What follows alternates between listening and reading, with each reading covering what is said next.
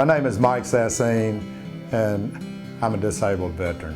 I was involved in a lot of stuff at church until I met my wife, and she didn't believe in God, and so, that kind of, I still did my thing, but she would never get involved. I joined the military because I wanted to fly aircraft. At this point, it was the Vietnam War, but it was the tail end of the Vietnam War. I was tortured. It was the biggest cause of the turn in my life. I was burned over 200 times. I was buried alive. Post-traumatic stress disorder is a disorder that is acquired by anything that makes you fear for your life. I didn't know until I was 50. I went into denial. I didn't want to believe a flashback in Walmart where I wake up face down and cuffs on and guns pointed to me. Those are some scary things. Because of what happened to me, it changed my morals and my values. I hit periods of rage. And my oldest daughter they used to call it the Hulk syndrome. Daddy's turning into the Hulk. I blamed God for what happened to me. I blamed God for the bad things I did. Because to me, he wasn't a good God. It all came to a head when I was about 47 years old. I connected the dots on PTSD. Actually, I did and the doctor did.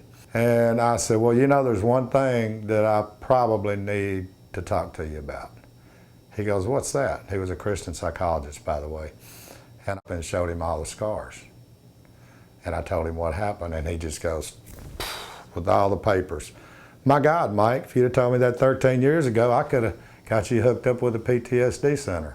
I got on a bus, and God's sitting in the seat right next to me. I did a 6-month tour in the National Center for PTSD. God just took me through the whole thing. 6:30 in the morning to 9:30 at night, 7 days a week.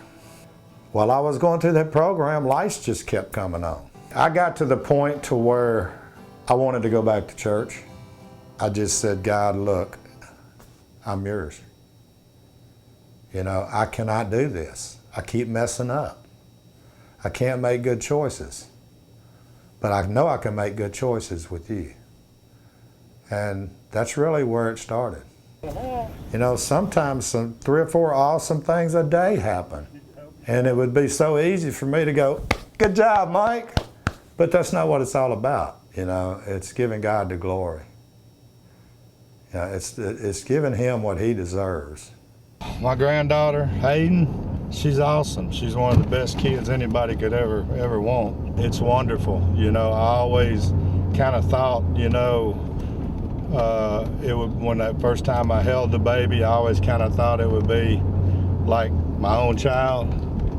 It's totally different. When I was at the bottom, I already knew he had a plan. I didn't know what. I love it. Well, what I do is I sit and counsel Iraqi vets or other, not necessarily just PTSD victims. And basically we sit in a group and we talk. I can mentor them. I can share my experiences with them that relate to theirs and say, here's where you are. I was at the same place. There's never a time where I can not find the place to talk about spirituality.